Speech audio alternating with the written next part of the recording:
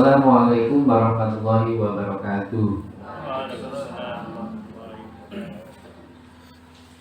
Alhamdulillah, pada kesempatan kali ini kita masih diberikan kesehatan, masih diberikan kekuatan ya. Semoga tetap semangat. Yang saya hormati Bu Wida selaku Kepala Sekolah beserta Bapak Ibu Dewan Guru SMP Muhammadiyah 9 yang sangat luar biasa dan tetap semangat. Ini sebetulnya jangan terlalu tegang ya, kita rileks saja ya, jangan terlalu tegang. Atau gini aja, biar nggak tegang kita main-main dulu. Ya, baik. Kalau saya bilang pagi, gini aja, nanti tepuknya 3 kali ya. Kalau saya bilang siang, tepuknya 2 kali. Kalau sore 1 kali. Kalau malam tanpa tepuk, biar enggak biar enggak tegang ya, biar relax dulu. Baik, saya coba. Pagi 3 kali, siang 2 kali, sore 1 kali. Kalau malam tidak pakai tepuk. Baik. Pagi, siang, sore, malam. Fokus ya. Ayo, nggak usah tegang Pak ya. Tetap kita relax. Pagi, siang, sore, malam. Baik, terima kasih. Saya ucapkan sudah diberikan kesempatan untuk menyampaikan diseminasi tentang penerapan budaya positif di sekolah. Baik.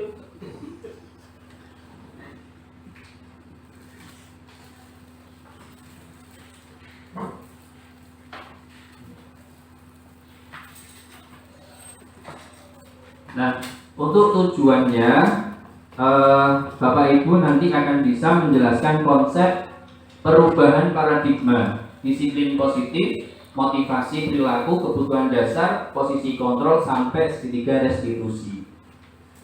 Kemudian yang kedua, menyusun langkah dan strategis yang lebih efektif dan konkret terkait dengan terciptanya budaya positif di sekolah kita, yaitu SMP Muhammadiyah 9. Yang ketiga, menganalisis secara reflektif dan kritis penerapan budaya positif di sekolah.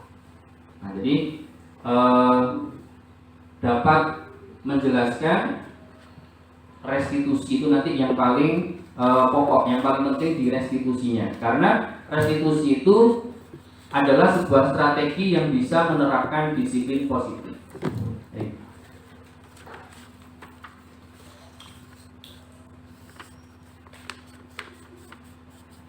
Baik Bapak Ibu, kalau ada sebuah budaya positif, apa yang terlintas di pikiran panjenengan budaya positif itu? Budaya yang baik. Ada lagi? Budaya yang baik, kita sudah positif gitu ya.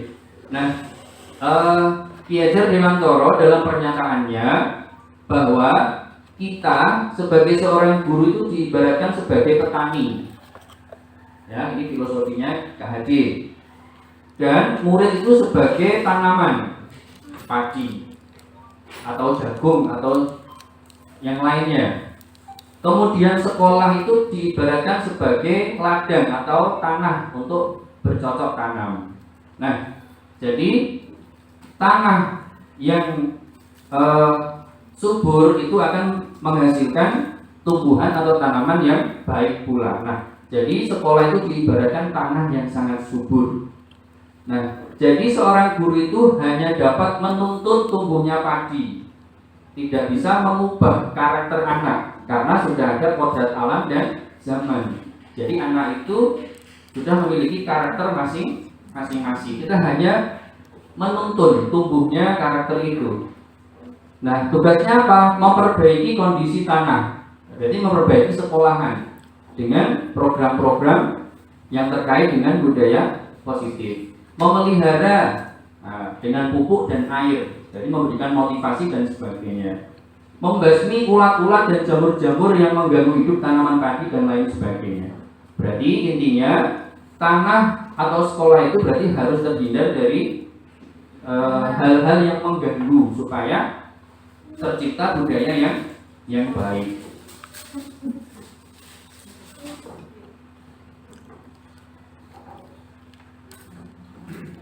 Nah, coba kita amati lingkungan kita, sekolah kita saat ini. Bagaimana suasananya? Apakah nyaman atau ideal atau sudah bagus? Nah, yang kedua, bagaimana murid-murid saling berinteraksi? Nah, apakah sudah saling menghormati atau sebagainya? Yang ketiga, bagaimana guru saling bertegur sapa? Nah, ini adalah indikator bahwa lingkungan itu sudah ada budaya positifnya. Bagaimana guru menyapa murid? Ya. Kemudian yang berikutnya, bagaimana guru menyelesaikan suatu permasalahan atau konflik? Nah, ini adalah indikator di sekolah kita kalau sudah bagus semuanya, dari suasananya nyaman, tentram, kemudian murid-muridnya saling menghargai, menghormati, gurunya juga bertegur sapa dengan baik, kemudian guru menyapa murid juga dengan baik, jangan gitu, nah, harus dengan baik, atau nak, gitu. Bagaimana guru menyelesaikan suatu permasalahan atau konflik? Nah, itu indikatornya. Apakah mampu nggak guru menyelesaikan masalah di kelas? Berikutnya,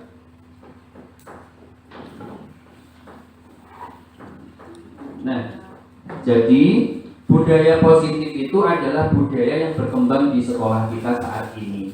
Jadi yang sudah ada itu diteruskan ya, ditingkatkan. Yang mencerminkan tujuan atau nilai yang sekolah anut dan yakini selama ini. Jadi sekolah itu sudah punya program seperti kejujuran, menghormati, menghargai. Nah, itu yang sudah dianut, namanya nilai-nilai kebajikan. Dan itu adalah tanggung jawab kita semua, tiga kepala sekolah, ya, semua guru dan warga sekolah. Dan perlu diingat, selama seseorang merasakan tekanan-tekanan dari lingkungannya, ini siswa di kelas ya, maka proses pembelajarannya akan sulit terjadi.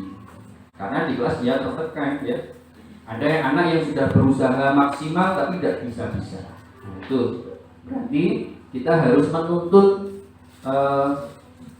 karakternya atau kemampuannya si anak tersebut.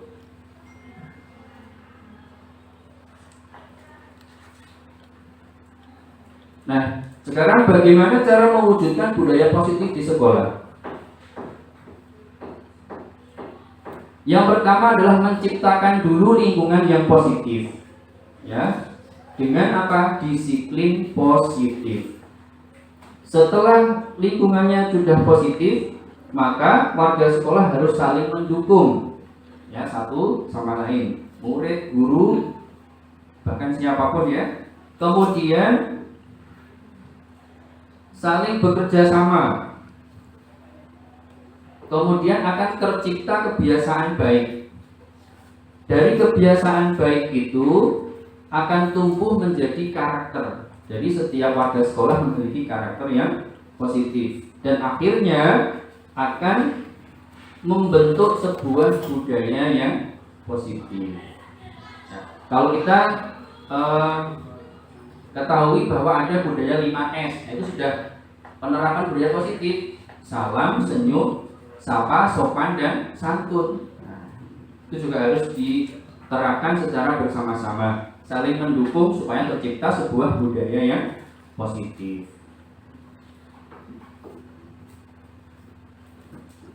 Nah, sebelum kita masuk lebih lanjut tentang budaya positif, ada beberapa koneksi materi di modul 1 ya, terkait dengan filosofi sampai dengan budaya positif. Nah, yang pertama filosofi pemikiran Ki Hajar Dewantara. Nah, di situ diajarkan tentang mindset umum tentang pendidikan dan pengajaran berdasarkan kodrat alam dan kodrat zaman. Nah, kalau kita melihat atau flashback ketika kita sekolah dulu, itu akan berbeda jauh dengan murid-murid kita yang sekarang. Apakah mau mewariskannya atau membuat perubahan yang baru? Karena sudah berbeda zamannya. Nah, jadi dengan belajar filosofi pemikiran KHD ini kita bisa mengubah mindset kita. Jadi yang kolonial menjadi milenial. Nah, kemudian yang kedua tentang nilai dan peran guru penggerak, yaitu prinsip seorang guru dalam mencapai tujuan pendidikan. Ada 5 nilai ya, mandiri. Jadi guru harus mandiri, harus reflektif, kolaboratif, inovatif, dan berpihak pada murid. Yang ketiga, visi guru penggerak. Di sini bisa diganti visi guru. Jadi setiap guru harus punya visi, ya, harus punya nilai dan peran, dan harus tahu filosofi pendidikan. Nah, visi itu adalah kepastian gerak. Jadi kalau guru sebenarnya sudah punya visi, cuma tidak tertulis. Jadi cuma dia angan-angan, saya ingin anak saya, murid saya nanti sukses, berhasil, bisa dapat nilai yang baik. Itu visi. Terus tertulis nanti. Nah, kepastian gerak dan langkah yang harus dicapai. Dan yang terakhir adalah budaya positif, yaitu keadaan ideal lingkungan sekolah yang tercipta ketertiban dan keteraturan.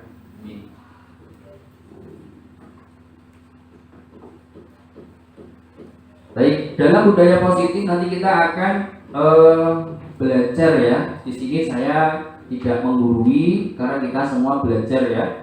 Jadi nanti kalau ada yang mesti kekurangan dalam penyampaian, nanti bisa dibantu dengan CGP yang sudah senior gitu. Ada 6, yaitu disiplin positif dan nilai kebajikan sampai segitiga restitusi. Jadi 6 materi ini harus dipahami, harus dikuasai oleh semua guru, Bapak Ibu guru, supaya tercipta budaya yang positif.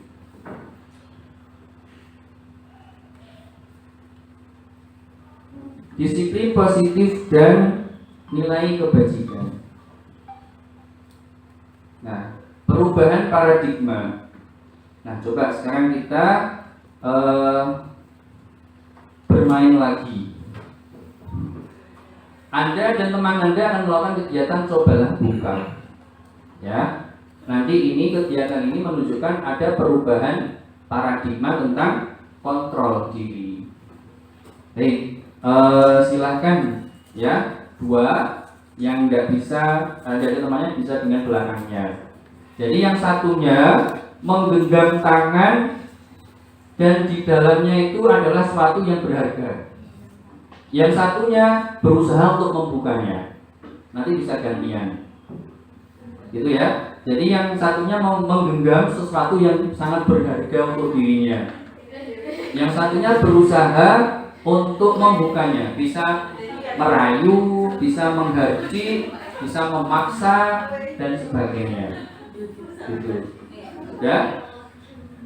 Punya ya, sudah siap? Bapak Ibu? Oke. Baik, silahkan saya hitung 1, 2, 3. Yang satunya berusaha menahan, yang satunya berusaha membuka.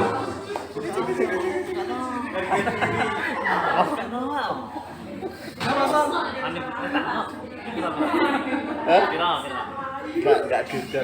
Ini penting. Tos. Nah, buka. Baik, sudah. Nah, ya. Belum pasti yang nutup siapa. Nah, apakah ada yang membuka atau adakah yang menutupnya rapat-rapat? Ada ya tadi beberapa, ada yang berusaha mempertahankan supaya tidak bisa dibuka. Ada yang langsung tos, langsung dibuka. Gitu tadi. Berarti, nah yang benar yang mana? Benar semua, ya, benar semua, tidak ada yang salah. Nah,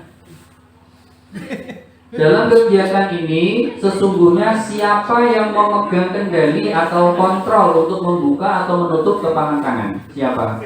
Diri kita sendiri. Jadi yang bisa mengontrol diri kita itu adalah diri kita sendiri. Makanya ada kalau tidak mau dibuka ya dia mempertahankan sampai dibujuk, dirayu, dihardik, tidak mau dibuka. Ada yang langsung mau dibuka. Nah itu kan dia sendiri yang kontrol. silahkan diberitahu ke temannya. Nah, itu.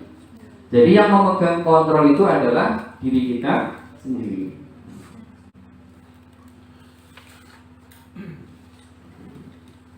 Baik, selanjutnya, nah ini ada beberapa miskonsepsi ya yang diluruskan oleh Dr. William Glasser. Yang pertama adalah ilusi guru mengontrol murid. Nah, sebenarnya murid itu tidak bisa dikontrol kecuali dia mengizinkan dirinya untuk dikontrol. Adapun kadang dia tertekan, dia mau terkontrol tapi hatinya tidak. Nah, begitu. Yang kedua, ilusi bahwa semua penguatan positif efektif dan bermanfaat. Nah, misalkan begini, wah pinter ya, duduk ditingkatkan lagi, itu kan penguatan positif, dan itu sebenarnya tidak efektif ya, dan tidak bermanfaat. Karena apa? Nanti anak-anak akan mencoba menolak ataupun tergantung, karena sudah terbiasa kasih penguatan. Jadi ada yang berusaha menolak, ada pun anak yang tergantung dengan guru tersebut. Yang ketiga, ilusi bahwa kritik dapat membuat orang merasa bersalah, dapat menguatkan karakter. Nah, jadi kalau kita sering mengkritik anak-anak kita ya, kamu ini nggak pernah belajar, masa ulangan dapat remedi, itu namanya mengkritik ya. Akhirnya dia merasa bersalah, dan murid itu akan belajar merasa buruk tentang diri mereka dan akan mengembangkan dialog yang negatif di dalam hatinya. Kan kita nggak tahu ya pikiran siswa, wah guru ini. Jadi di sini banyak pikiran negatif terkait dengan guru yang mengkritik merasa bersalah. Kemudian yang keempat, ilusi bahwa orang dewasa memiliki hak untuk memaksa. Nah, sebenarnya itu tidak akan efektif ya dalam jangka waktu yang panjang dan akan menghasilkan sebuah permusuhan. Nah, jadi sebenarnya intinya tadi adalah yang bisa mengontrol diri kita sendiri itu adalah kita. Ya, kalau kita mau dikontrol ya silahkan. Jadi membuka. Kalau tidak mau ya sudah. Berarti tidak usah tidak mau dikontrol gitu. Baik, berikutnya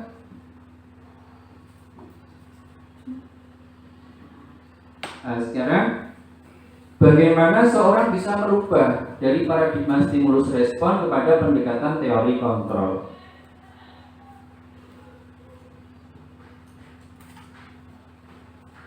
Nah, bila kita ingin membuat kemajuan, perlahan sedikit ubahlah sikap atau perilaku Anda. Ya, pernyataan dari Stephen R. Covey.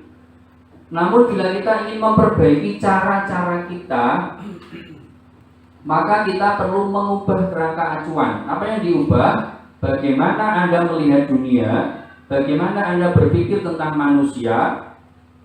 Ubahlah paradigma Anda, skema pemahaman dan penjelasan aspek-aspek yang realistis, yang realitas. Nah, jadi kita perlahan untuk memahami teori kontrol itu, bahwa yang bisa mengontrol diri adalah kita.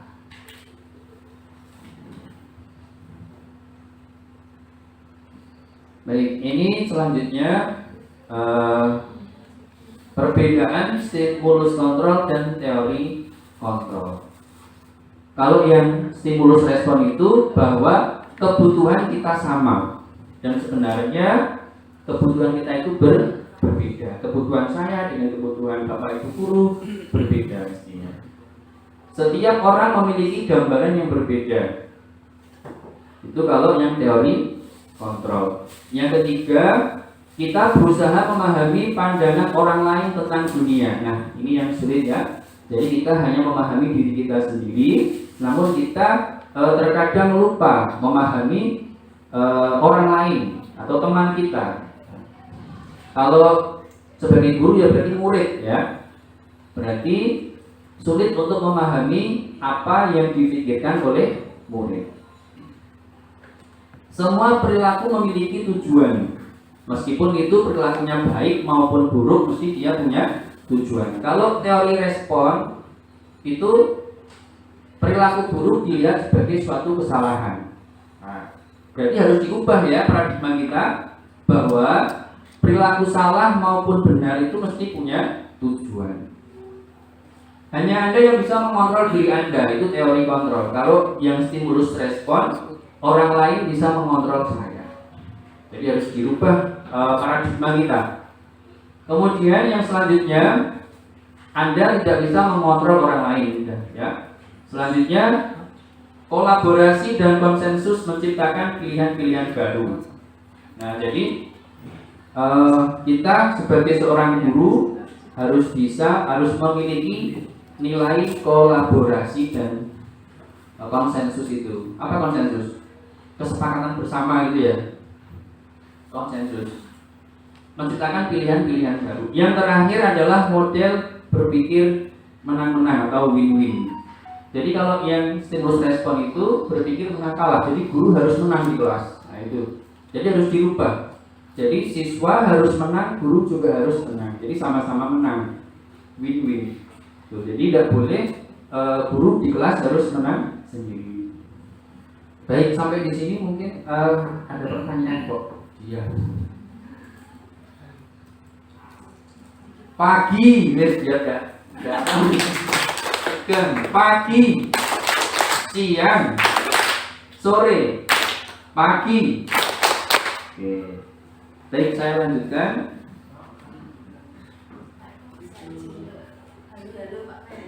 Ya.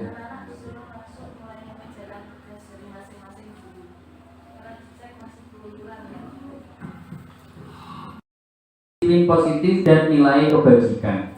Disiplin. Ya. Nah, ketika kita mendengar kata disiplin, apa yang terbayang di pikiran Bapak Ibu? Teratur.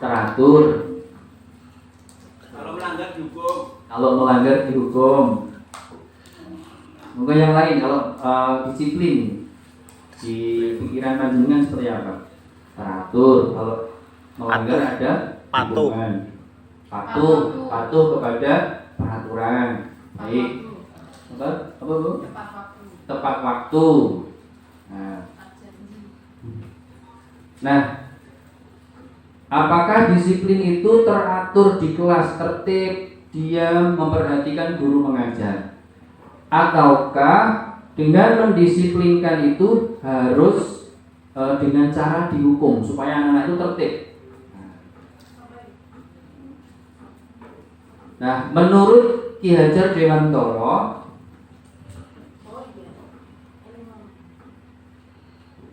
di mana ada kemerdekaan, disitulah harus ada disiplin yang kuat. Maksudnya disiplin yang kuat itu adalah disiplin diri, ya, yaitu kita sendiri yang mewajibkan kita dengan sekeras-kerasnya. Sebab jikalau kita tidak cakap melakukan disiplin diri, wajiblah penguasa lain mendisiplinkan diri kita. Dan itu peraturan harus ada di dalam suasana yang merdeka. Jadi memang kita sebagai makhluk sosial ya harus membutuhkan orang lain jika kita tidak bisa disiplin. Berarti harus ada penguasa lain yang mendisiplinkan diri kita. Seperti murid bisa didisiplinkan oleh gurunya, tapi harus dengan cara yang bijak. Nanti ada cara-caranya ya, dengan restitusi tadi. Berikutnya, seorang yang memiliki disiplin diri, berarti kita di sini memiliki murid ya. Berarti mereka bisa bertanggung jawab terhadap apa yang dilakukannya, karena mereka mendasarkan tindakan mereka pada nilai-nilai kebajikan yang universal. Nah, berarti disiplin yang sebenarnya itu adalah kita sendiri bisa bertanggung jawab. Apa yang kita lakukan itu mesti ada tujuannya. Itu disiplin. Sebagai pendidik, tujuan kita adalah menciptakan anak-anak yang memiliki disiplin diri. sehingga mereka bisa berperilaku dengan mengacu pada nilai kebajikan dan memiliki motivasi intrinsik bukan ekstrinsik. Jadi kalau motivasinya itu dari dalam diri, tidak perlu diperintah, anak-anak sudah melakukannya.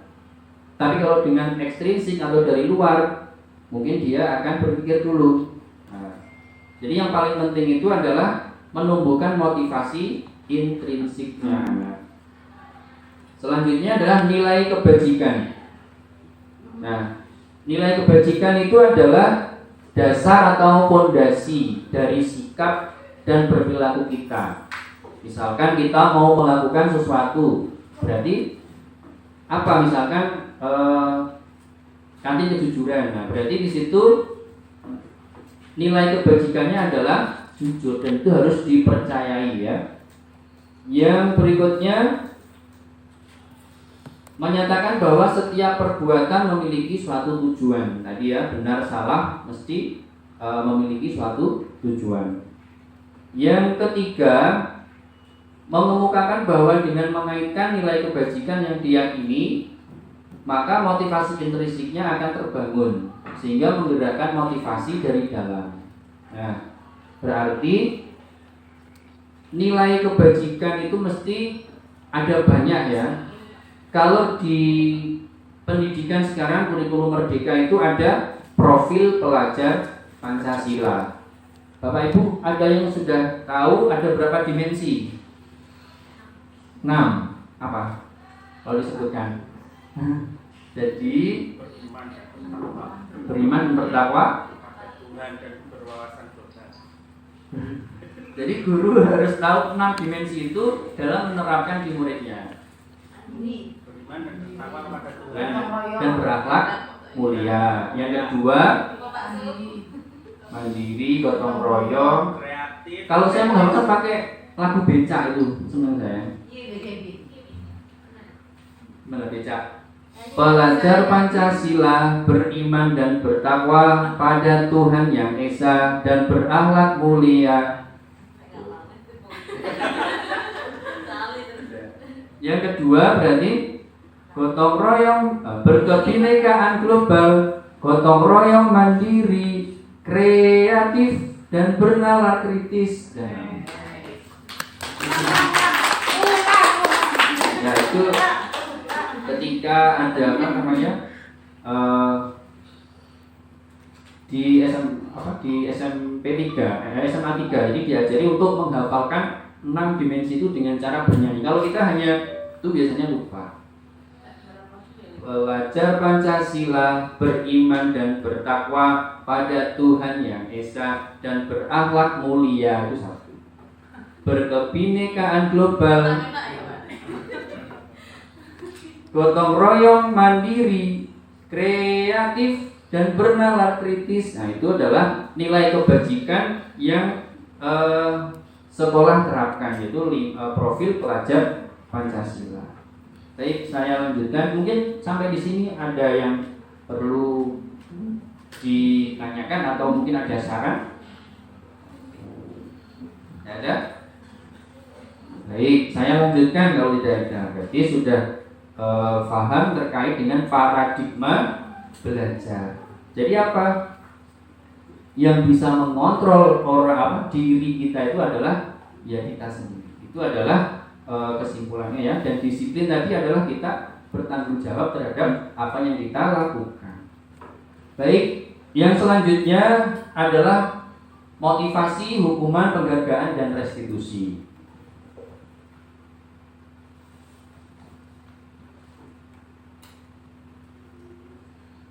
Nah, 3 motivasi perilaku manusia. Jadi manusia itu melakukan sesuatu karena ada 3 motif, ya. Yang pertama ini, apa kira-kira alasan orang melakukannya? Ada yang tahu mengapa kita melakukan sesuatu? Atau apa kira-kira alasan orang melakukannya? Misalkan ingin datang tepat waktu, nah, misalkan begitu. Apa alasannya? Apakah karena nanti takut ditegur sama kepala sekolah, Atau yang kedua, karena ingin dapat penghargaan sehingga dia datang lebih pagi. Atau yang ketiga, karena ingin dia menghargai dirinya sendiri. Nah, jadi ada 3 motivasi. Yang pertama adalah ini, menghindari ketidaknyamanan atau hukuman. Ini kita berpikirnya siswa ya. Jadi siswa itu melakukan sesuatu karena yang pertama adalah menghindari ketidaknyamanan atau hukuman. Nah, jadi dia terpaksa mengerjakan soal atau apa dan sebagainya karena dia untuk menghindari hukuman. Itu motif yang pertama. Motif yang kedua,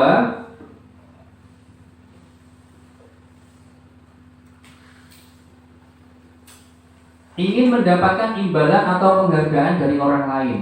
Jadi siswa itu melakukan sesuatu karena ingin mendapatkan hadiah. Jadi itu 2 ini adalah motivasi apa Bapak Ibu? Motivasi apa? 2 ini ingin hindar dari hukuman dan ingin mendapatkan penghargaan. Jadi ini motivasi apa? Eksternal. Motivasi eksternal. Dan ini kalau bisa dihindari ya, karena memang boleh nggak boleh, tapi jangan sering-sering. Karena kadang kalau imbalan atau penghargaan kan penting, ingin seseorang dihargai kan juga begitu. Tapi harus dengan bijak. Yang ketiga, nah ini yang paling baik ya, karena dia melakukan sesuatu itu karena menghargai dirinya sendiri dengan nilai yang dipercayanya. Jadi dia datang tepat waktu karena saya menghargai diri saya harus disiplin waktu. Jadi bukan karena hukuman, bukan karena penghargaan, tapi karena dia menghargai dirinya sendiri. Itu adalah 3 motif perilaku manusia. Berikutnya adalah hukuman, konsekuensi dan restitusi. Nah, Bapak Ibu, apa bedanya hukuman sama konsekuensi? Monggo, ada yang bisa memberikan jawaban bedanya hukuman dengan konsekuensi?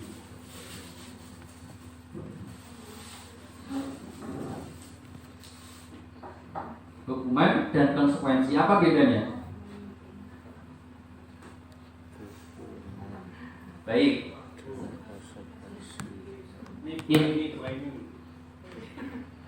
Ya, Bu Aini mau memberikan masukan apa bedanya hukuman sama konsekuensi? Kalau konsekuensi ada sebab ada akibatnya. Ya. Kalau hukuman berarti langsung gitu, tidak ada sebab dan akibatnya. Baik. Ya, Pak Ferry. Kalau hukuman itu, kalau melanggar suatu aturan itu langsung mendapatkan hukuman tanpa ada kesepakatan apapun. Tapi kalau konsekuensi itu hasil dari pelanggaran yang harus disepakati solusinya. Itu namanya konsekuensi. Konsekuensi. Nah, ya, terima kasih Bu Aini dan Pak Ferry. Memang kita harus mampu membedakan antara hukuman dan konsekuensi. Nah, hukuman itu apa? Hukuman itu bersifat tidak terencana, ya, atau tiba-tiba. Jadi tidak tahu, anak itu tidak tahu. Hanya satu arah. Jadi guru yang memberikan. Dan bisa berupa fisik maupun psikis. Misalkan anak terlambat sekolah, disuruh berkeliling lapangan 10 kali. Nah, itu hukuman karena tidak ada peraturannya di situ. Berarti guru langsung satu pihak. Kalau konsekuensi, nah ini sudah terencana dan sudah disepakati. Jadi sudah ada tata tertibnya. Kalau nanti kamu terlambat, maka ini konsekuensinya. Kalau kamu nanti tidak mengerjakan tugas, ini konsekuensinya. Jadi anak dan guru sudah tahu di 2 arah. Kalau konsekuensi itu anak tetap dibuat tidak nyaman dalam jangka waktu pendek, karena dia harus melakukan apa yang yang disanksikan atau yang dikonsekuensikan. Jadi tidak nyaman dengan jangka waktu yang pendek. Nah, sekarang restitusi ini ya yang kita harus pahamkan di Bapak Ibu guru, bahwa dari ketiga ini yang paling baik, yang paling disarankan untuk menciptakan disiplin positif atau budaya positif itu adalah restitusi. Nah, apakah Bapak Ibu sudah melakukannya? Sudah, sebenarnya sudah. Kita semua sudah melakukannya.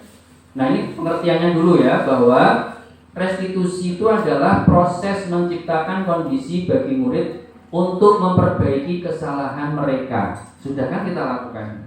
Nah, memperbaiki. Jangan kita itu abai. Jangan kita itu kalau ada anak yang berbuat misalkan melanggar peraturan, kita abai. Jangan ya. Sebagai guru kita harus mendidik, menuntun tadi. Dipanggil lah setidaknya. Kenapa ditanya? Sehingga mereka bisa kembali pada kelompok dengan karakter yang lebih kuat. Nah, jadi restitusi itu anak itu akan menjadi lebih kuat ya kalau dibandingkan dengan dihukum. Kalau dihukum kan nanti negatif kan, bisa jadi berontak atau berbohong dan sebagainya. Kemudian restitusi juga merupakan kolaboratif mencari solusi. Jadi guru membantu. Jangan terus dibiarkan ya. Misalkan anak melanggar peraturan tanpa ditanya sebabnya dan bertanggung jawabnya nanti apa. Nah, harus sampai bertanggung jawab sampai selesai untuk masalah mereka dan membantu murid berpikir tentang seperti apa orang yang diinginkan dan bagaimana harus memperlakukan orang lain. Nah, restitusi ini adalah yang disarankan. Boleh tidak kita sekali masuk ke konsekuensi? Boleh. Tapi harus dengan bijak. Itu yang kalau hukuman harus dihindari ya, harus dihindari. Restitusi juga menerapkan konsekuensi loh ya. Ada. Misalkan ada anak yang tidak sengaja atau dengan sengaja mencoret tembok lah. Nah, mencoret tembok.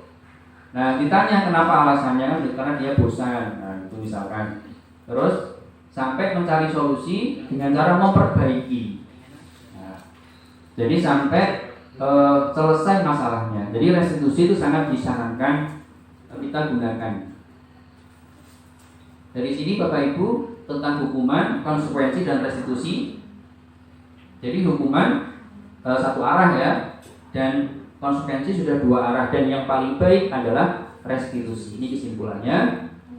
Disiplin yang sudah bermakna positif itu ada dua, konsekuensi dan restitusi. Hukuman sudah tidak ada ya. Konsekuensi boleh, tapi harus dikurangi, dihindari. Lebih baik restitusi. Kemudian yang kedua, hukuman bersifat satu arah, guru ke murid. Sedangkan konsekuensi bersifat dua arah, sudah sepakat. Jadi sudah sepakat antara guru dan murid. Guru tahu, murid tahu. Dan kesepakatan bersama dan langsung dilaksanakan jika melanggar tanpa ada dialog. Sedangkan restitusi itu menyelesaikan masalah dengan menumbuhkan kesadaran akan kesalahan terlebih dulu dan siap bertanggung jawab. Baru jika sudah sadar dilaksanakan konsekuensinya. Nah, jadi restitusi sama konsekuensi itu adalah disiplin yang sudah bermakna positif. Dari hukuman, ya boleh. Pak, saya mau tanya, di SMP 9 kan sudah ada PPK. Berarti kalau kita menggunakan restitusi dengan konsekuensi PPK itu boleh? Kita menggunakan restitusi dengan konsekuensi PPK. Boleh ya berarti? Ya, kita dulu Pak ya. Jadi yang namanya konsekuensi itu harus ada korelasinya. Artinya gini, hukuman atau konsekuensi, misalkan kita tidak mengerjakan tugas, konsekuensinya itu harus ada korelasinya dengan yang dilakukan. Misalkan anak nggak mengerjakan tugas, silahkan nulis saya berjanji akan mengerjakan tugas lagi sebanyak 100 kali. Apakah itu ada korelasinya antara yang dilakukan dengan konsekuensi? Kurang. Nah, kalau sudah kesepakatan, nah anak-anak sudah tahu ya konsekuensinya, ya berarti ya tidak masalah. Ya, tapi harus ada korelasinya biar anak itu tahu. Oh, bahwa saya misalkan terlambat, konsekuensinya apa? Mereka tahu. Terlambat berarti kalau di sini PPK menulis gitu ya. Hadis. Nah, apakah ada korelasinya antara yang dilakukan dengan konsekuensinya? Ada hadisnya menyadarkan. Iya. Nah, kalau ada kan berarti anak-anak sudah tahu, guru sudah ngerti. Nah, itu juga saya kira tidak ada masalah. Yang penting ada korelasi antara konsekuensi dengan apa yang dilakukannya. Misalkan anak terlambat mengerjakan tugas. Nah, konsekuensi yang ada hubungannya dengan tugas itu apa? Misalkan mengerjakan atau mengumpulkan nanti setelah istirahat atau bagaimana. Jadi anak-anak sudah tahu, makanya ada keyakinan kelas atau keyakinan sekolah. Jadi semuanya harus tahu. Baik, terima kasih Pak Ferry sudah bertanya. Mau yang lain silahkan. Mungkin ada. Memang ini hal yang baru ya. Sebenarnya tidak baru sih restitusi itu. Kita sudah melakukan, cuman kita tidak tahu bedanya hukuman, konsekuensi sama restitusi. Iya, Bu Ida. Setelah pemahaman yang bagus, teori yang bagus, punya restitusi itu namun untuk melaksanakan sebuah restitusi kan guru harus menguasai ilmunya. Sementara ilmunya itu belum dimiliki dengan baik. Kalau saya biasanya mengamati Pak Ferry yang sudah JGP, bagaimana dia menangani anak. Meskipun kadang kita itu juga harus menata hati kita ketika melakukan restitusi. Kadang kan anak juga tidak mudah untuk diajak kerjasama. Ada yang baru di restitusi sebentar sudah berjalan dengan baik, sudah menyadari apakah tindakannya ini benar atau salah, lalu konsekuensinya apa, harus bagaimana. Ada yang semacam itu dilakukan. Tapi ketika kembali ke rumah, restitusi yang di sekolah itu tidak berlaku.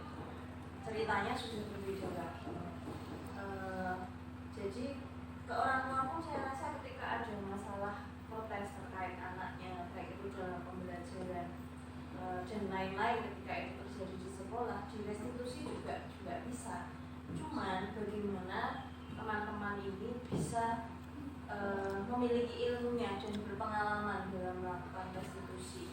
Karena bagaimanapun pengalaman itu yang paling berbicara ketika memang sudah dihadapkan pada masalah. Selama ini kan kita banyak lebih ke satu arah ya, jadi guru menasehati, membimbing anak begini tanpa anak itu terlibat banyak dalam penyelesaian masalahnya. Itu aja Pak. Terima kasih. Oke, terima kasih Bunda. Jadi iya Pak Ferry. Menyambung beda, mungkin lebih ke ini loh, bagaimana cara membudayakan Bapak Ibu guru mengaplikasikan restitusi itu yang pertama mungkin gitu. Yang kedua itu ketika di sekolah itu mendapatkan restitusi, ternyata respon di rumah itu berlawanan dengan restitusi, itu apa yang harus dilakukan pihak sekolah atau Bapak Ibu guru gitu. Ya itu Pak. Nah, ini saya jawab semampu saya yang saya ketahui. Nanti kalau ada yang menambahkan silakan. Baik, jadi restitusi itu memang hal yang baru ya, istilahnya baru bagi guru yang memang belum mengikuti pendidikan guru penggerak. Jadi itu restitusi itu sebenarnya sudah kita lakukan, cuman tahap-tahapannya mungkin. Nah, supaya Bapak Ibu guru itu paham, bisa belajar di PMM itu. Nah, itu juga ada. Kalau misalkan belum punya akunnya, bisa belajar bersama yang sudah punya akunnya. Di PMM itu banyak sekali materi tentang restitusi ini, hukuman, motivasi dan sebagainya. Nah, jadi PMM itu dimanfaatkan, ya, dimanfaatkan dengan sebaik-baiknya. Di situ banyak sekali videonya, video contoh-contoh cara merestitusi anak. Itu di PMM. PMM ada yang sudah sampai di situ ya, restitusi. Kalau saya sudah masuk di restitusi. Di PM itu luar biasa videonya, makanya jangan di skip. Di situ ada contoh-contohnya bagaimana hukuman, bedanya restitusi, contohnya juga ada anak yang terlambat, anak itu ada contoh-contohnya. Jadi langkah-langkahnya yang perlu dipahami. Nah, bagaimana caranya bisa melihat di PMM atau di YouTube banyak sekali belajar. Jadi guru harus mandiri, tidak usah disuruh, harus mandiri tadi ya, nilai dan peran guru tadi harus mandiri. Nah, kemudian yang kedua, penerapan restitusi di sekolah sudah dilaksanakan misalkan, namun di rumah mungkin dia bertentangan dengan yang di sekolah. Nah itu adalah kita harus mampu berkolaborasi tadi. Jadi sekolah dengan orang tua harus berkomunikasi, berkolaborasi. Jadi tidak ada kesalahpahaman. Nah itu memang teori itu tidak semudah praktiknya ya. Kalau sudah dipraktikkan mungkin sudah berbeda lagi. Tapi guru harus memiliki nilai kolaboratif dengan siswa, dengan orang tua, ya begitu. Jadi dengan semuanya harus kolaborasi. Kalau kita mengerjakan sesuatu dengan kolaborasinya lebih mudah, lebih enak daripada dikerjakan dengan sendiri. Baik, berita itu mungkin kalau kurang puas nanti bisa diskusi bareng-bareng. Akhirnya juga. Baik, saya lanjutkan Bapak Ibu. Mungkin ada lagi yang ingin bertanya atau memberikan masukan? Ampun? Baik, saya lanjutkan. Nah, sekarang dihukum oleh penghargaan. Apakah Bapak Ibu ada yang masih menggunakan penghargaan untuk memotivasi siswa? Masih ya? Saya terakhir memberikan beng-beng bagi yang bisa menjawab soal. Nah, itu saya pernah. Memang saya sengaja, saya ingin tahu responnya mereka. Ternyata yang dikasih beng-beng itu senang, tapi dia dibenci oleh temannya. Bahkan saya juga dibenci oleh anak yang tidak diberi penghargaan itu. Pak Eko pilih kasih.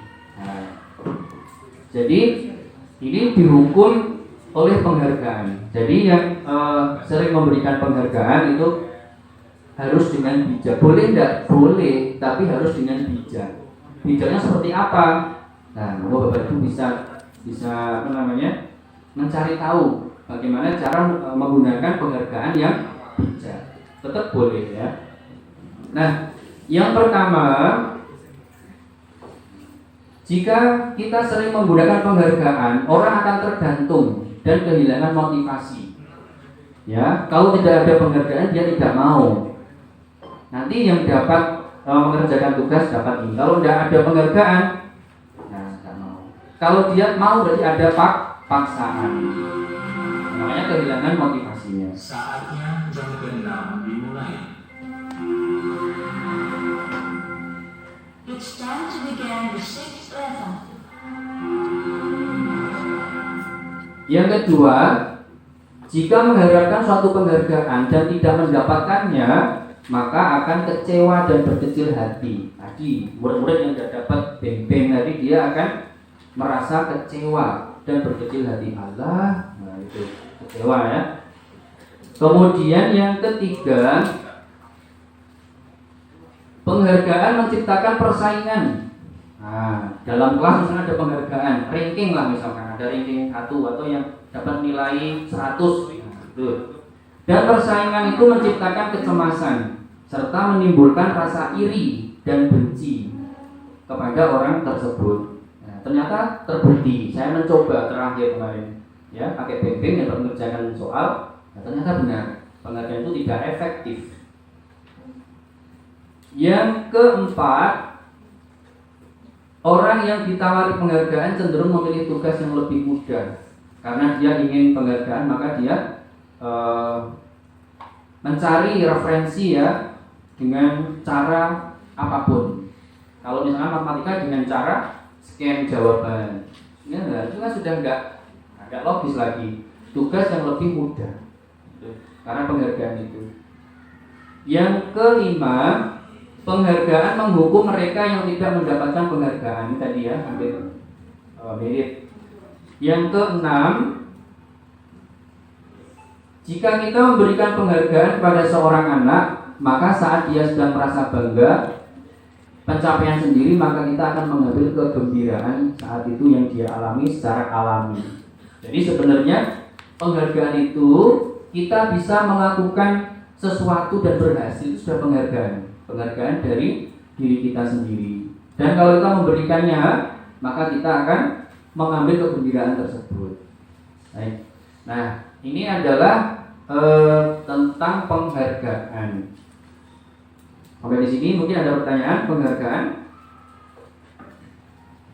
Nah, kalau beberapa anak kan ada yang kadang mereka mengikuti sesuatu karena ada hadiahnya. Nah, itu juga sebenarnya tidak pas ya, tapi ya kita harus tahu, harus menggunakannya dengan bijak. Boleh nggak boleh kasih penghargaan, tapi harus dengan bijak, harus hati-hati. Kalau tidak ada, saya lanjutkan. Nah, materi yang berikutnya adalah keyakinan kelas. Mengapa keyakinan kelas? Mengapa tidak peraturan kelas saja, tata tertib saja, atau keyakinan sekolah? Kenapa? Kira-kira kenapa harus keyakinan? Kok tidak peraturan atau tata tertib? Ada yang tahu kira-kira Bapak Ibu? Pakai keyakinan. Baik. Nah, ini alasannya. Seorang akan lebih tergerak dan bersemangat untuk menjalankan keyakinannya, karena dia yakin bahwa itu benar. Dia akan bersemangat daripada hanya sekedar mengikuti serangkaian peraturan tertulis tanpa makna. Ya, makanya disebut keyakinan kelas. Sekarang tidak ada tata tertib kelas ya, yang ada keyakinan kelas. Apakah Bapak Ibu sudah membuat keyakinan kelas? Nah, kalau ada beberapa sudah ada ya, mungkin di kelas 7A sudah ada keyakinan kelas, di 7C. Yang lainnya belum. Nanti bisa dibuat, ya bisa dibuat keyakinan kelasnya. Berikutnya.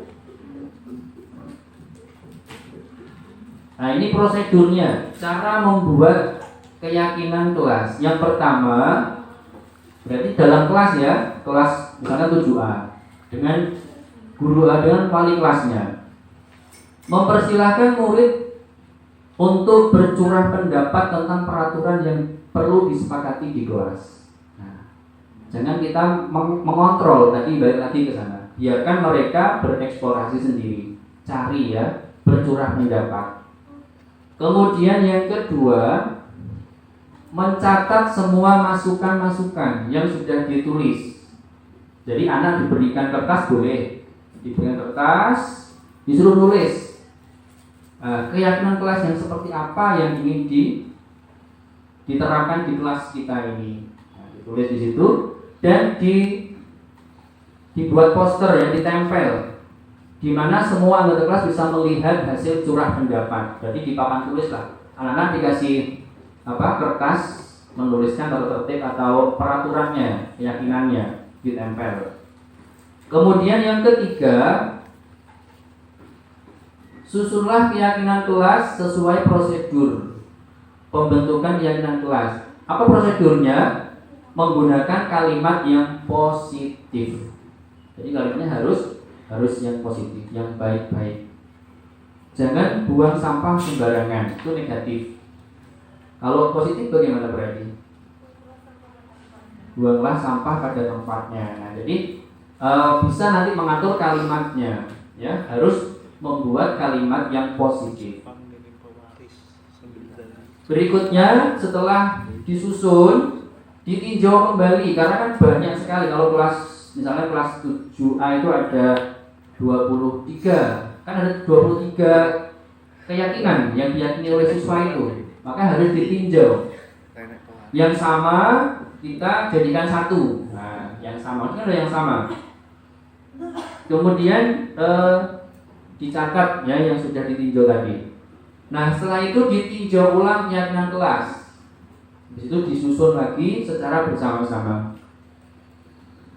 Kemudian yang berikutnya, setelah keyakinan kelas selesai dibuat, yaitu menyetujuinya dengan menandatangani keyakinan kelas. Jadi semua kelas termasuk wali kelas ada tanda tangannya di situ. Kalau kelas 7A ada 22 ditambah wali kelasnya. Jadi nanti ada tanda tangan. Termasuk guru dan semua murid. Maksudnya guru yang di kelas tadi ya, wali kelas. Diwakili oleh wali kelas. Kemudian yang terakhir setelah jadi sudah disepakati bersama, baru diletakkan di dinding tempat yang mudah dilihat oleh semua warga kelas. Jadi dari yang pertama curah pendapat sampai menjadi keyakinan kelas harus ditempel di dinding yang mudah dibaca atau dilihat oleh seluruh warga yang masuk di kelas itu. Oh, berarti kelas ini punya keyakinan ini. Jadi semua yang masuk ke kelas harus mengindahkan keyakinan tersebut.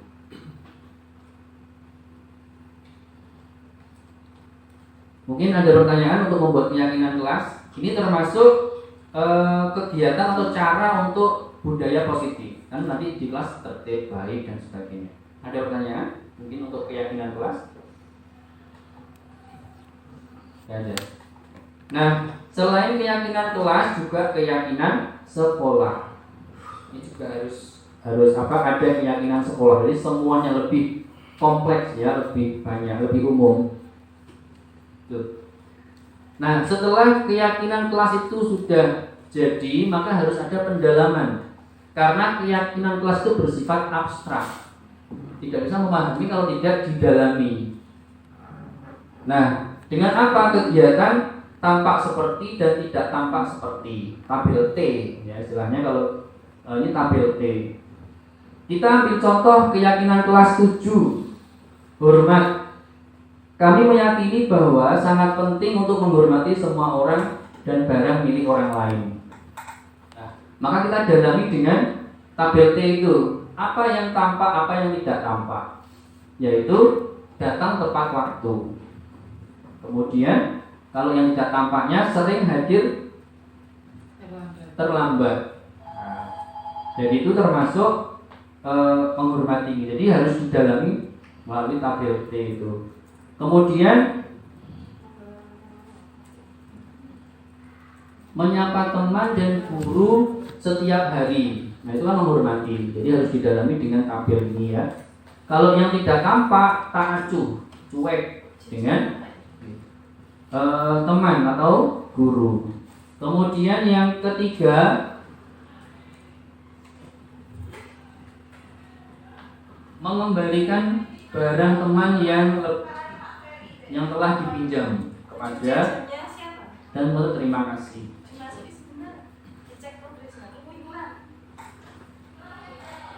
Nah, jadi keyakinan kelas itu tadi bersifat abstrak, harus didalami dengan kegiatan tabel T. Adapun selanjutnya adalah menggunakan tabel Y.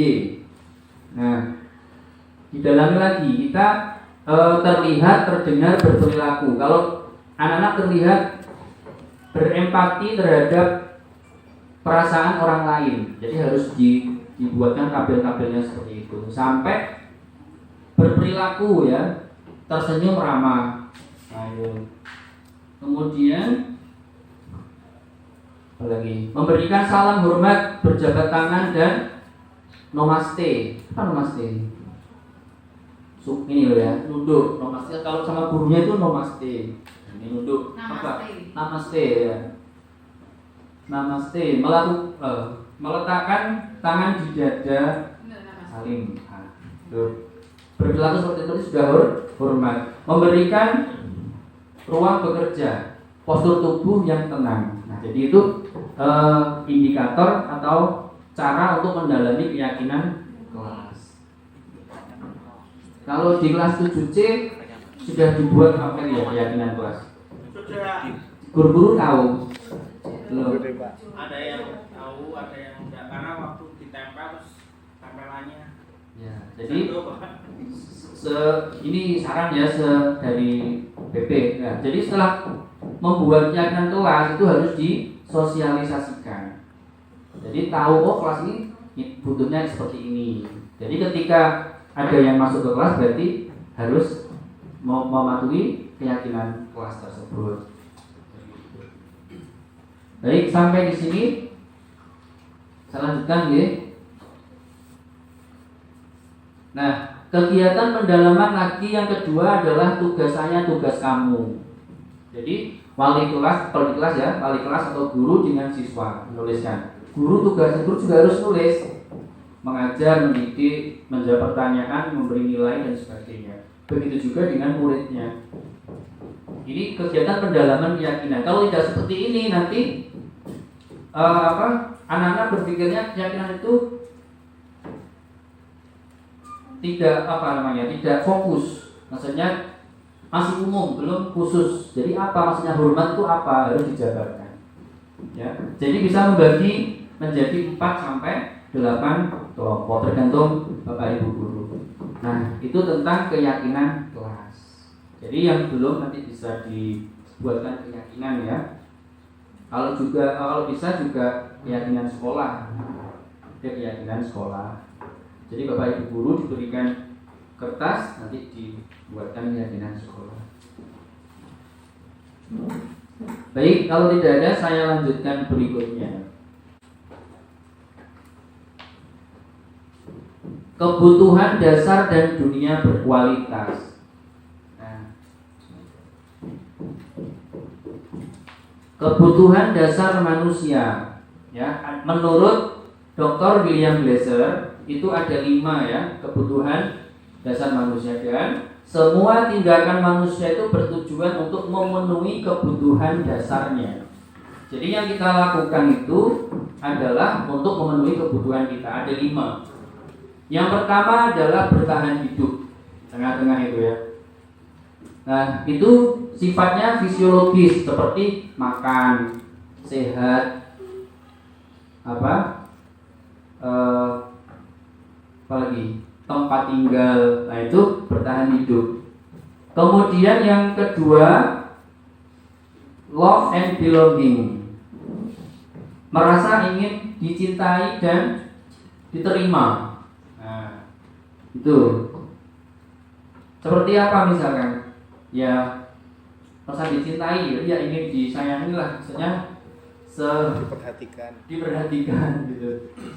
Terus yang ketiga adalah power atau penguasaan, ingin diakui kalau saya itu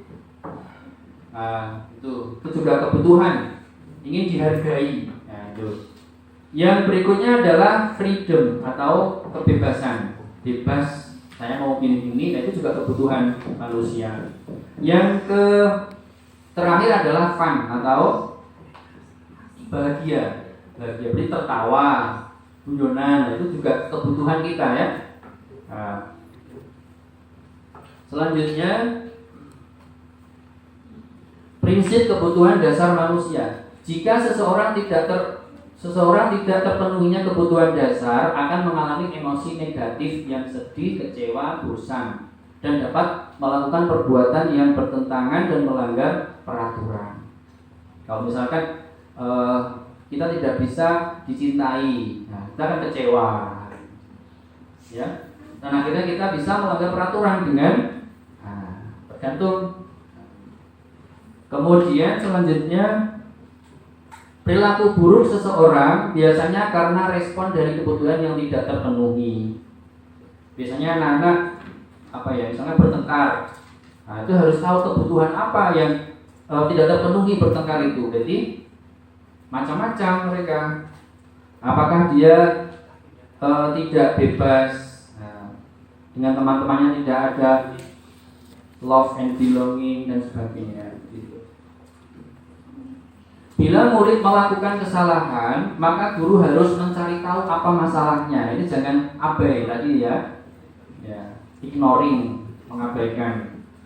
Jadi kalau ada murid misalkan jadi harus langsung, kalau guru jangan abai. harus tahu oh itu res ini, ya, dipanggil direstitusi.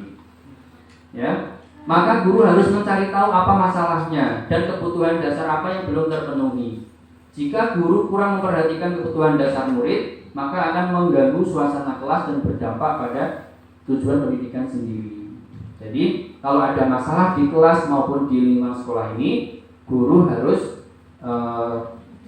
cepat ya, nggak usah mengabaikan siswa. Berikutnya, dunia berkualitas. Nah, ada yang punya dunia berkualitas. Misalkan gini loh, kalau tadi itu, semasa kecil saya pernah bahagia, misalkan di sekolah lah. Nah, mesti ada guru yang ada di pikirannya bapak ibu. Nah, waktu SD itu berkualitas, itu namanya dunia berkualitas. Ya, tapi yang baik-baik, kalau yang negatif itu bukan berkualitas, jadi harus dihilangkan. Yang baik-baik aja ya. Nah, menurut Dr. William Glasser itu menyebutkan semacam album foto sehingga isinya tidak akan banyak, terdiri dari beberapa hal yang sangat signifikan dan benar-benar terbaik dalam hidup. Nah, itu namanya dunia berkualitas. Nah, murid juga harus punya itu. Langsung ke sini ya. Murid kita juga mempunyai gambaran dunia berkualitas mereka.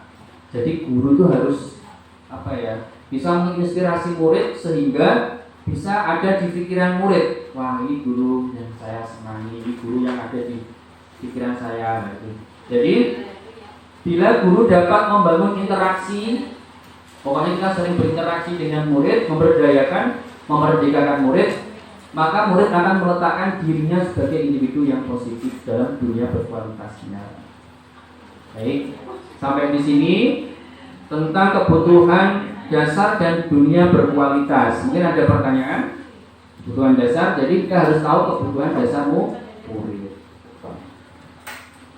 Baik, kalau tidak ada posisi kontrol guru, ini juga sangat mendukung terwujudnya budaya positif di sekolah.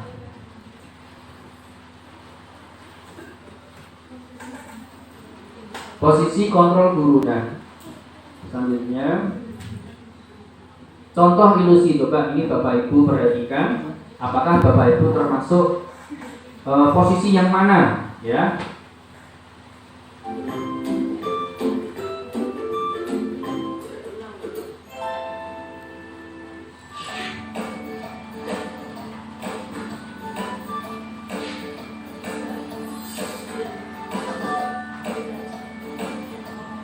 Halo, Bapak Ibu Guru calon guru penggerak. Video ini akan menampilkan 5 adegan interaksi guru dan murid. Silakan menonton dan merefleksikannya.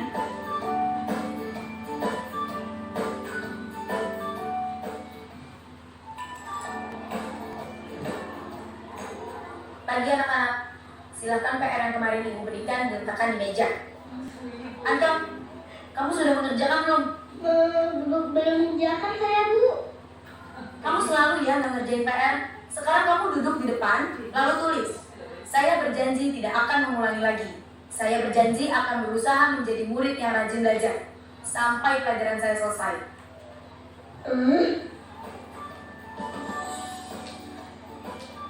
Pagi anak-anak, hari ini ada tugas ya. Ada yang belum mengerjakan? Anton, kamu sudah mengerjakan? Belum, Pak. Kamu nggak mengerjain tugas. Kamu mau jadi apa? Kamu lihat sekolah sih. Coba bayangkan orang tuamu betapa kecewanya sama kamu.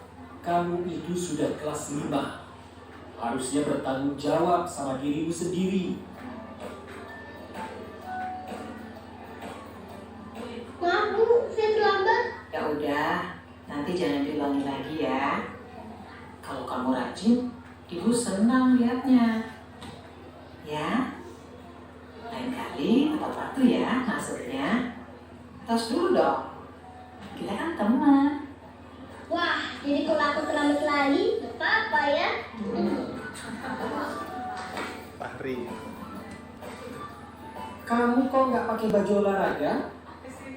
Bapak catat kamu sudah 3 kali loh gak ikut olahraga bulan ini.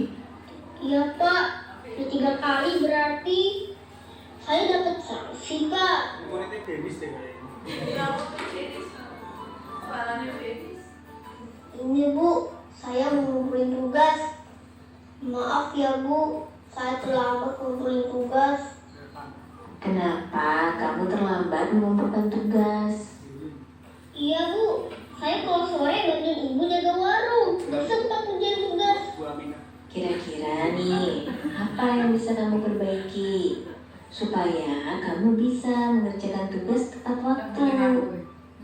Coba, kapan biasanya kamu membantu ibu jualan? Cepat dulu sampai jam 8 malam Ibu. Bagaimana kalau kamu membuat jadwal? Kapan kamu akan mengerjakan tugas? Oh gitu ya Bu. Coba deh Bu. Terima kasih Bu.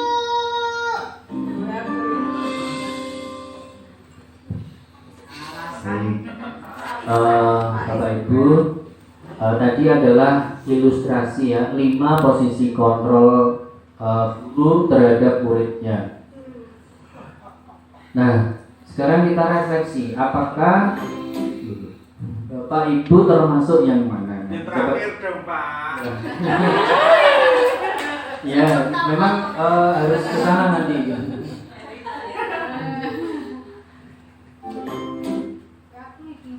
Baik ya. Sekarang kita jelaskan 5 posisi kontrol guru. Ada 5 ya. Yang pertama tadi Denis tidak mengerjakan tugas, terus gurunya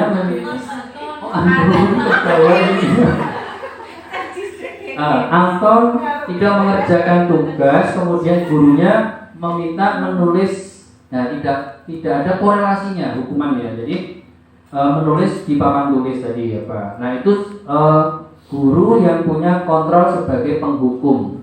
Apa-apa dihukum, enggak ngerjakan dihukum. Nah itu. Kemudian yang kedua, pembuat rasa bersalah. Dia lebih halus omongannya. Nah, kasihan nanti Bapak Ibu guru kalau gimana Bapak guru ya. Bagaimana tadi yang ditambahkan di video tadi, membuat rasa bersalah. Kemudian yang ketiga, baik sebelum ketiga, yang kedua ini supaya boleh enggak? Boleh, tapi harus Minimalis. Ya, harus dikurangi. Atau yang bagusnya tidak usah, ya harus dikurangi. Yang ketiga, karena 2 ini adalah identitas gagal, muridnya gagal 2 ini. Kalau yang 3 ini nanti sukses sebagai teman, ini yang ketiga.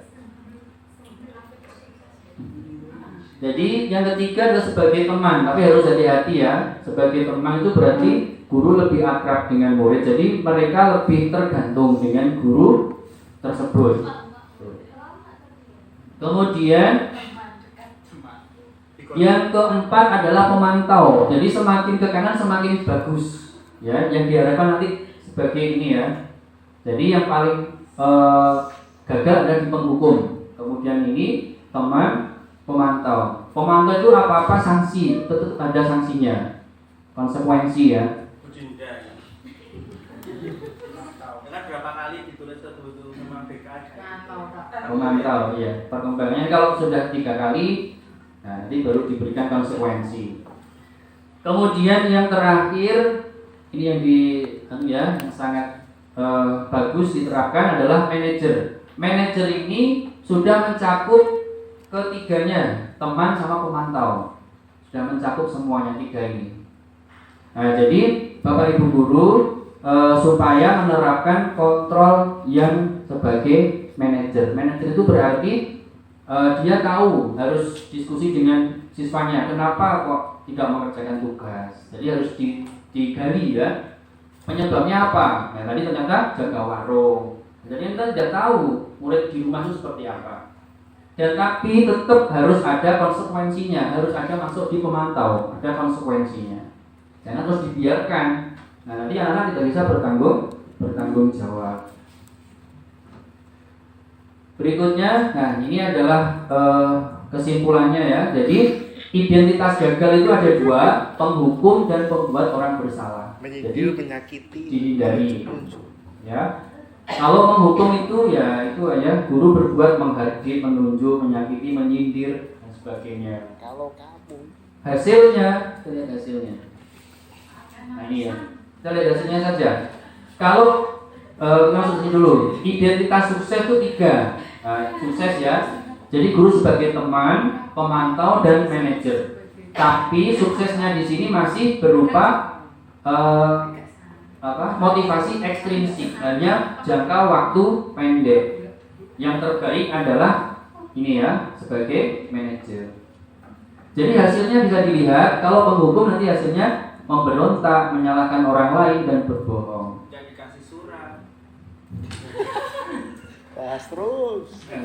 Kalau yang Nggak dikasih makan membuat bersalah, menyembunyikan, menyangkal dan berbohong.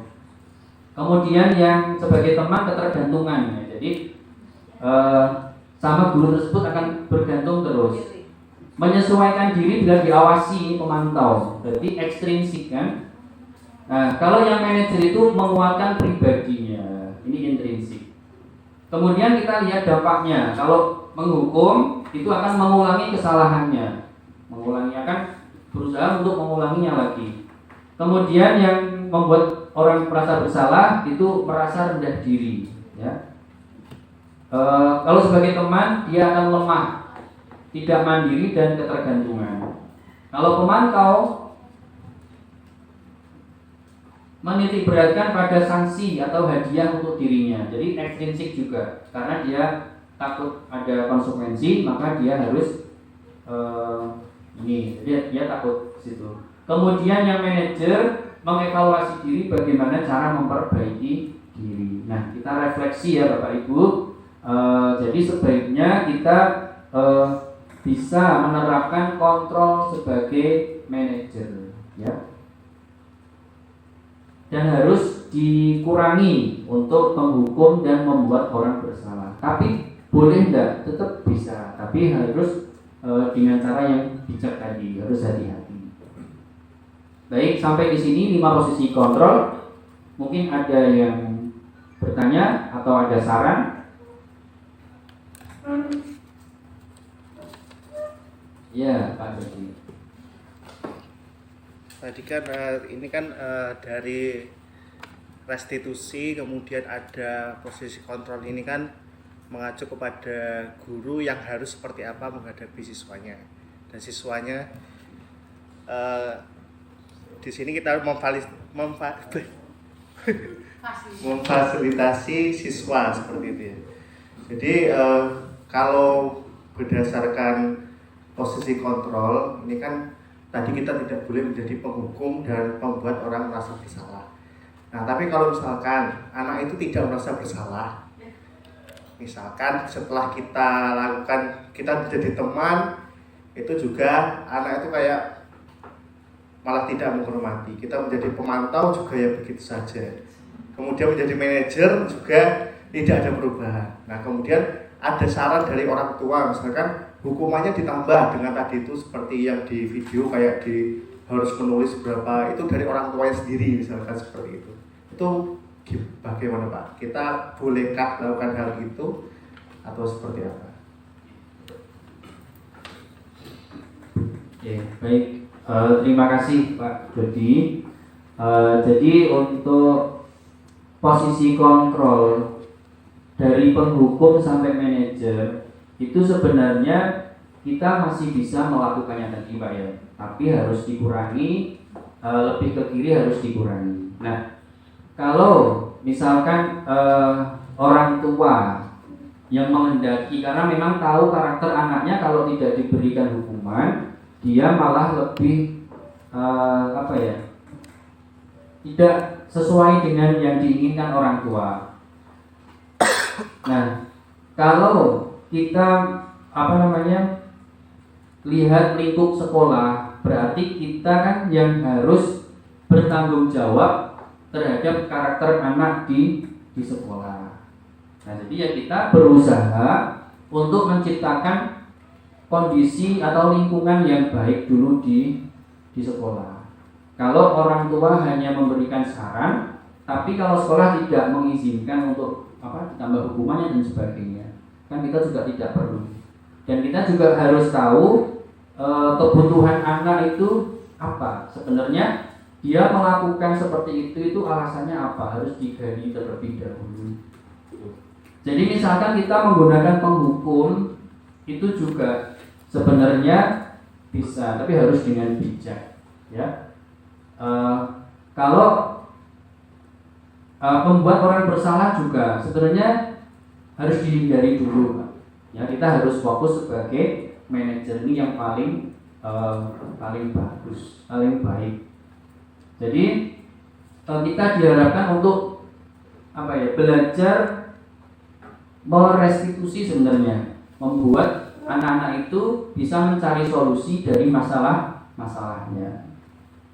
Nanti kalau kurang sesuai ini bisa cari lagi Pak. Jadi itu. Nah, jadi diharapkan Bapak Ibu guru supaya memiliki kontrol sebagai manajer. Jadi tetap harus ada konsekuensinya, pemantau dan teman.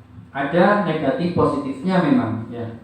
Jadi kita harus banyak belajar untuk menangani murid lah, jadi supaya kita tahu posisi kontrol yang digunakan. Baik, saya lanjutkan. Nah, segitiga restitusi. Nah, ini adalah langkah-langkahnya, ya, untuk melaksanakan atau mewujudkan disiplin positif segitiga restitusi ini. Apa itu? Pendekatan yang sistematis dan kreatif untuk menanamkan disiplin diri pada anak agar bisa memperkuat diri dengan cara memperbaiki kesalahan mereka.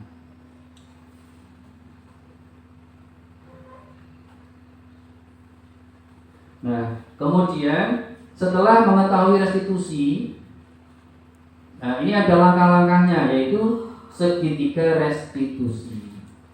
Nah, apa saja langkah-langkahnya?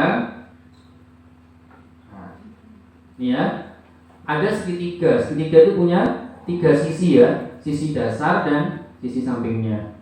Yang pertama adalah sisi dasarnya itu adalah menstabilkan identitas. Jadi anak melakukan kesalahan itu identitasnya adalah gagal.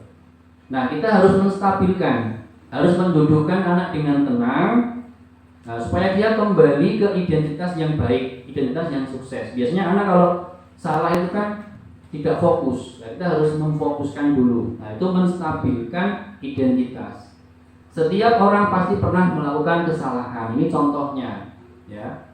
Kemudian kamu bukan satu-satunya yang pernah melakukan ini. Jadi kita harus menstabilkan supaya dia menjadi pribadi yang sukses, bukan yang gagal. Setelah tenang, fokus anak-anak, kemudian divalidasi tindakannya yang salah. Nah, ini langkah-langkahnya, urut-urutannya. Dengan cara apa? Dengan cara menanyakan kenapa alasannya. Kan kita sudah melakukan itu, ya, cuman tidak tertata ininya. Nah, kamu tentu punya alasan mengapa melakukan itu. Kadang kan ada anak yang berbohong juga, itu sulit untuk mengetahui berbohong dan jujurnya anak. Dia harus hati-hati, jadi harus punya kemampuan khusus lah. Adakah cara yang lebih efektif untuk mendapatkan apa yang kamu butuhkan? Pokoknya mencari tahu alasannya sampai ketemu. Kemudian menanyakan keyakinan kelas tadi, balik lagi ke keyakinan kelas. Jadi penting dibuat, ya.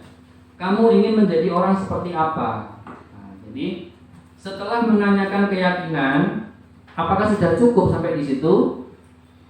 Belum. Harus bertanggung jawab. Masa hanya itu tok sudah? Misalkan ditanya, sini duduk, nah, silakan tenang dulu, karena setiap orang itu mesti punya kesalahan. Nah, seperti itu bahasanya diatur sendiri bisa. Nah, kalau sudah tenang baru divalidasi. Nah, coba kira-kira kenapa kamu kok melakukan itu? Nah, harus lebih ini karena hati dengan hati, ya, perasaan dengan perasaan itu sangat sulit. Nah, divalidasi tindakannya. Kenapa? Ini cerita, setelah cerita baru kita kuatkan dengan cara menanyakan keyakinan. Nah, setelah dikuatkan, kamu jadi orang seperti apa? Nah, kita ikuti aja alurnya. Kemudian kita kembali ke keyakinan kelas. Nah, setelah itu tidak berhenti di situ, harus ada solusinya. Jadi setelah ditanyakan keyakinan kelas, baru nanti coba kita cari bersama-sama solusinya bagaimana. Dia sendiri yang ngomong, kita hanya mengarahkan, menuntun saja. Kalau kurang pas kita arahkan. Nah, sampai nanti menyelesaikan masalah. Misalkan tadi coret-coret tembok, berarti kan tanggung jawabnya harus mengecat ulang. Nah, sampai ke sana. Yang penting anak-anak itu bisa kembali lagi ke kelompoknya dengan pribadi atau karakter yang kuat. Nah, supaya nanti tercipta terwujud budaya positif di sekolah ini. Ini penjelasannya ya tentang menstabilkan tadi. Yang pertama sudah 2 dan 3 sampai terakhir. Baik Bapak Ibu, ini segitiga restitusi adalah langkah atau cara untuk melakukan restitusi. Sampai di sini mungkin ada yang perlu ditanyakan atau ada saran? Monggo. Sambut. Berarti siap untuk melakukan disiplin positif, budaya positif di SMP Muhammadiyah 9 Bojonegoro. Siap. Kalau kita harus dimulai dari diri sendiri dulu. Baik, ini sudah terakhir. Nah, sudah selesai ya. Jadi apa yang bisa Bapak Ibu ambil pelajaran dari materi yang pertama sampai terakhir?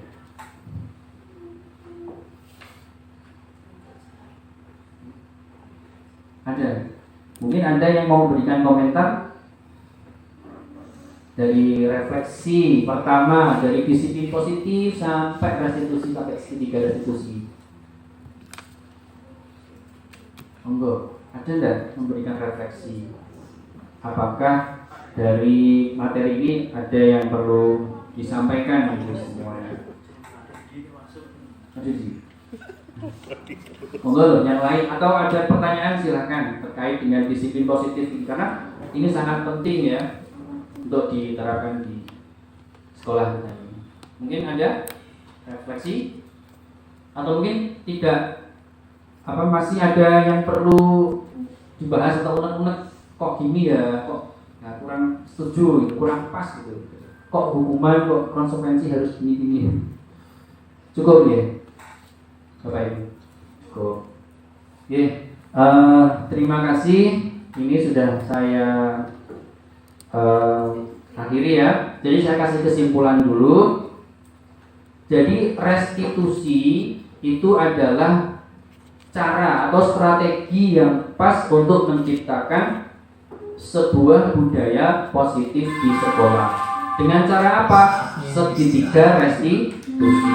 Dengan memperhatikan tadi beberapa materi dari disiplin positif, nilai kebajikan, kemudian ada lagi apa tadi? Yang motivasi, ada 5 kebutuhan, nilai teori kontrol dan sebagainya.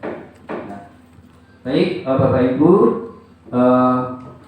mungkin ini yang dapat saya sampaikan. Kurang lebihnya mohon maaf atas perkataan ya dan perbuatan saya yang mungkin menyinggung atau jangan dimasukkan dalam hati. Baik, saya akhiri. Wassalamualaikum warahmatullahi wabarakatuh. Waalaikumsalam warahmatullahi wabarakatuh. Terima kasih.